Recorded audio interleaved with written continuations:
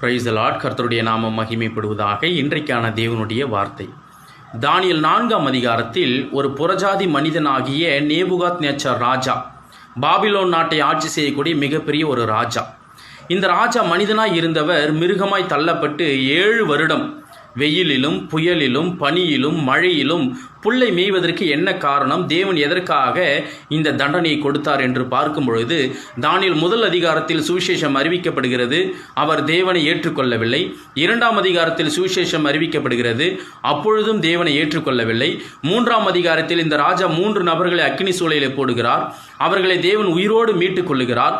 இதை கண்ணார கண்டும் அவர் மனம் மாறவில்லை, தேவனை ஏற்றுக்கொள்ளவில்லை. தானியேல் 4ஆம் அதிகாரத்தில் ஒரு சொப்பனத்தை கொடுக்கிறார்.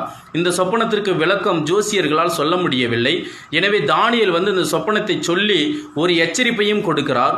நீங்கள் இயேசுவை தேவன் என்று ஏற்றுக்கொள்ள வேண்டும், ஏழைகளுக்கு உதவி செய்ய வேண்டும், இப்படி செய்தால் இந்த சொப்பனம் உங்களுக்கு பலிக்காது என்று கூறுகிறார். இதை கேட்டும் அந்த ராஜா மனம் மாறவில்லை. 12 மாதம் இயேசு கிறிஸ்து அவருக்கு தவணையின் காலத்தை கொடுத்தார். இந்த 12 மாதமும் அவர் மனம் மாறவே இல்லை. எனவே அவர் மிருகமாய் தள்ளப்படுகிறார். 7 வருடம் புல்லை மேய்கிறார். கிறிஸ்து உங்களுக்கும் எனக்கும் எவ்வளவு நாள் தவணையின் காலம் கொடுத்திருக்கிறார் என்று தெரியாது. மனம் மாறுவோம். God bless you.